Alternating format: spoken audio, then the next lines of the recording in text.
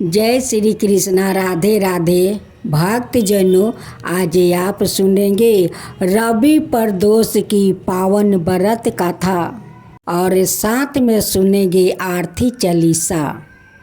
रविवार का दिन यह व्रत आने के कारण इसे रवि प्रदोष व्रत कहा जाता है। प्रदोष व्रत हर महीना का दोनों पक्ष की त्रयोदशी तिथि को रखा जाता है। एक समय सबर प्राणियों का हितार्थ परम पवन भगीरथ के तट पर ऋषि समाज द्वारा विशाल गोष्ठी का आयोजन किया गया। इस सभा में व्यास जी के परम शिष्य पुराण बेचता सूत जी महाराज हरि कीर्तन करते हुए पधारे। सूत जी को आते हुए देखकर सैनिकादि 88,000 ऋषियों मुनियों ने खड़े होकर दंडवत प्रणाम किया। महाज्ञानी सूत जी ने भक्ति भाव से ऋषियों को हृदय से लगाया और आशीर्वाद दिया। विधन ऋषिगण और सब शिष्य आसनों पर विराजमान हो गए। सैनिकादि ऋषि ने पूछा, हे पूज्यवर महामत, कृपया यह बताने का कष्ट करे कि मंगल प्रद कष्ट निवारक यह व्रत सबसे पहले किसने किया और उसे क्या फल प्राप्ति हुआ। श्री सूत जी बोले, आप सभी शिव का परम भक्त है। आपकी भक्ति को देखकर मैं व्रती मनुष्यों की कथा कहता हूँ, ध्यान से सुनो। रवि प्रदोष व्रत की कथा के अनुसार एक गांव में अति दीन ब्राह्मण निवास करता था। उसकी साध्वी स्त्री प्रदोष व्रत किया करती थी। उसे एक ही पुत्र रतन था। एक समय की बात है, वो पुत्र गंगा स्नान करने के लिए गया। दुर्भाग्यवश मार्ग में चोर ने उसे घेर लिया और वो कहने लगे कि हम तुम्हें मारेंगे नहीं तो तुम अपने पिता का गुप्त धन के बारे में हमें बतला दो। बालक दीन भाव से कहने लगा कि बंधुओं, हम अत्यंत दुखी दिन है, हमारे पास धन कहाँ है। तब चोरों ने कहा कि तेरे इस पोटली में क्या बांधा है।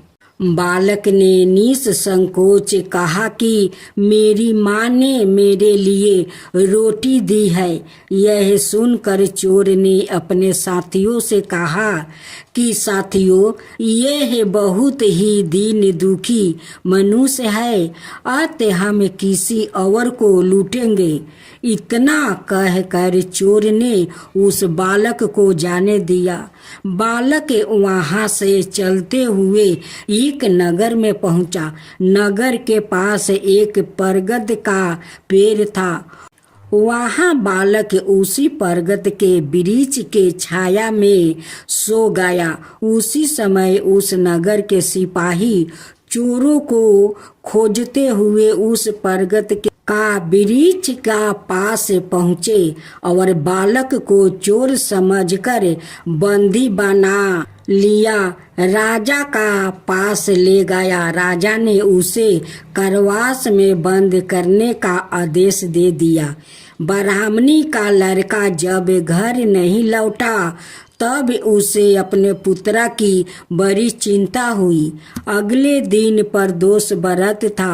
ब्राह्मणी ने प्रदोष व्रत किया और भगवान शंकर से मन ही मन अपने पुत्र की कुशलता की प्रार्थना करने लगी।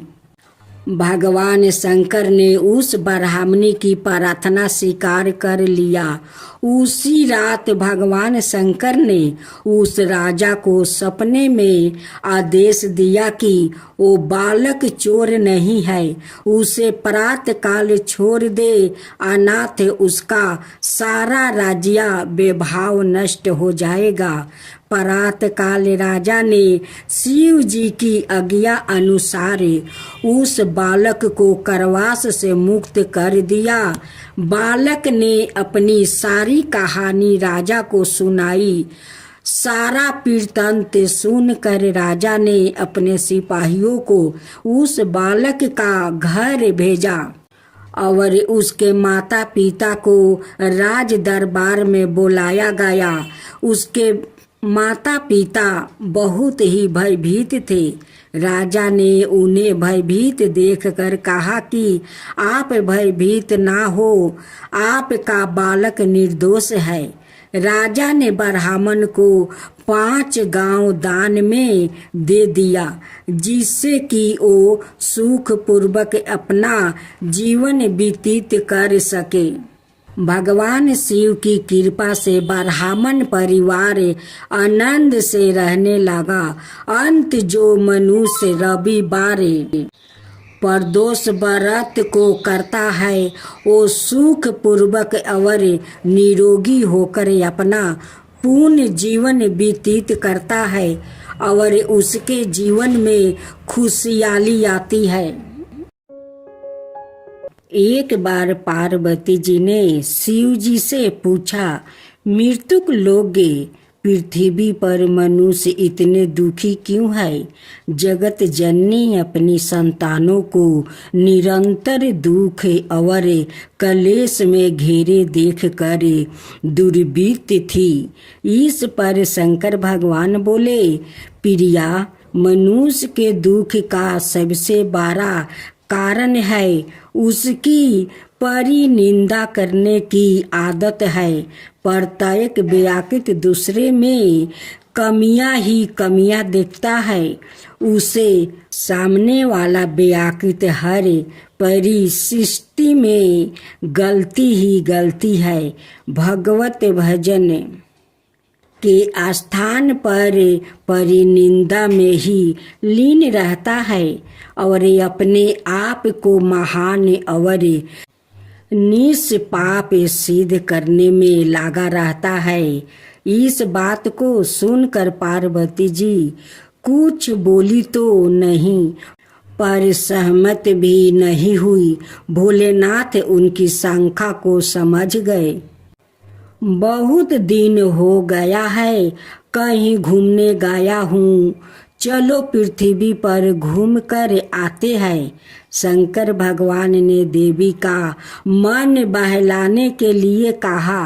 इस प्रस्ताव से पार्वती जी बहुत प्रसन्न हुई और तुरंत तैयार हो गई।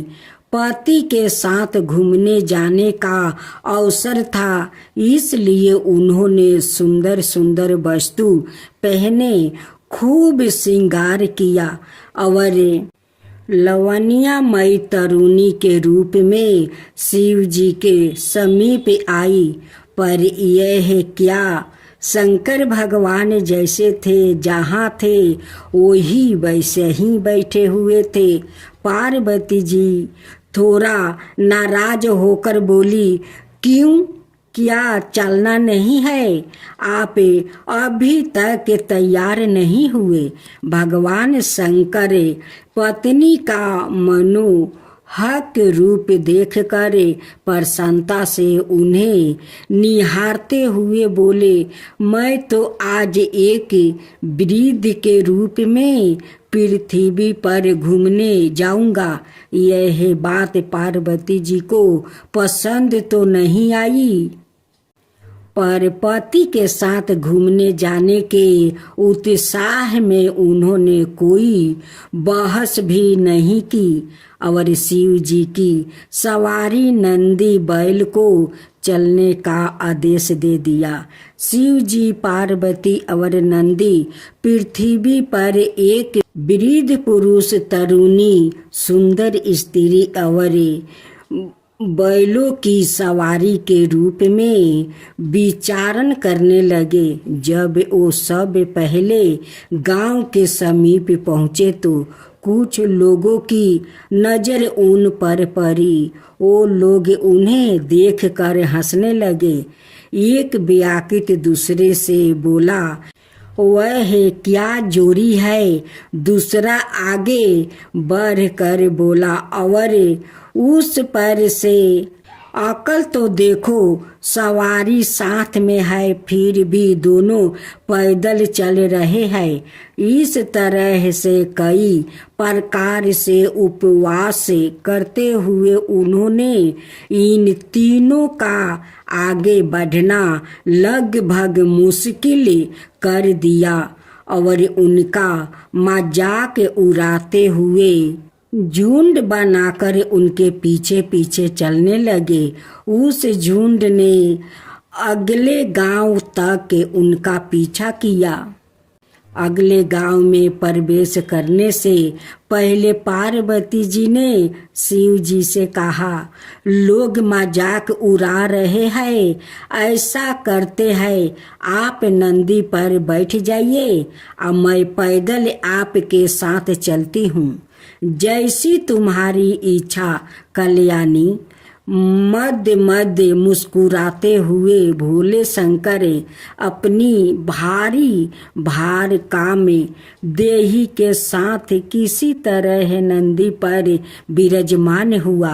पर यह क्या, पिछले गांव जैसा ही स्वागत इस गांव में भी उनका हुआ। लोगों तरह तरह के ताने बिरीद के रूप में भोला बाबा को देखने लगे। आपस में लोग बातें बनाने लगे, कैसा बूढ़ा है। कोमल सुकुमार स्त्री पैदल चल रही है और आप आराम से सवारी कर रहे हैं। कलयुग है भाई, कलयुग है। मन चलो ना तो देवी का चलना ही दूबर कर दिया। किसी तरह भीड़ से बचते बचते यह तीनों गिरते पड़ते गांव के बाहर पहुँचे। अब की बारी देवी की थी। सवारी करने की पार्वती जी तरुण स्त्री के रूप में बैल पर जा बैठी और वृद्धा पति के रूप में भोले बाबा साथ साथ चलने लगे। अगले गांव के कुएं पर स्त्रियां पानी भर रही थी। उन्होंने जब इस विचित्र जोड़ी को देखा तो तरह तरह के मुंह बनाकर इनकी तरफ इशारा करते हुए हंसने लगी, तरह तरह के उल्लेहन देने लगी। तरुण स्त्री की ओर उंगली दिखाते हुए एक ने कहा, अरे तुझे लाज नहीं आती? बूढ़ा पति पैदल चल रहा है और तू रानी बनी सवारी कर रही है। दूसरी ने बात आगे बढ़ाते हुए कहा, आजकल की बहू बेटियों तो सारी लाज शर्म घोल कर पी गई है। तीसरी ने अपने जबाने के गुण गान कहना शुरू कर दिया। इन सब की बक बक झक झक की परवाह ना करते हुए यह तीनों आगे बढ़ते रहे। माँ अपनी संतानों को व्यवहार से बहुत लज्जित महसूस कर रही थी, पर अब भी अपनी हार मानने को तैयार नहीं थी। अंतर्यामी भगवान सब कुछ जानते हुए अनजान बनने का नाटक करते हुए बोले, प्रिया ऐसा करते हैं कि मैं नंदी को अपने कंधे पर उठा लेता हूँ, तब किसी को कुछ बोलने का अवसर नहीं मिलेगा। पार्वती जी कुछ जवाब देती है। इससे पहले ही शिव जी ने नंदी को अपने कंधे पर उठा लिया और चलने लगे। संतानों के व्यवहार से पहले से ही दुखी देवी पति के कष्ट से और भी अधिक लज्जित महसूस करने लगी। लेकिन यह क्या हुआ, वो अगले गांव के पास से गुजरे तो उस गांव के वासियों ने तो जैसे सारी मर्यादों ही तोड़ दिया। लोग अनाप शनाप बोलते हुए, उछल कूद मचाते हुए उन्हें परेशान करने लगे। आप शब्दों और भीड़ का उपद्रव अपनी चरम सीमा पर था। इस सब को झेलते हुए किसी तरह वो अपने को बचाते हुए गांव की सीमा से बाहर आए। भोले बाबा हंसते हुए बोले, कहो कल्याणी, अब तुम्हारा क्या कहना है? अपने देवता के सामने अपनी अभद्रा संतान के क्रियाकल्पों से देवी बहुत शर्मिंदा महसूस कर रही थी। खिसिया कर मुस्कुराते हुए उन्होंने कहा, आप ही सही है भगवान।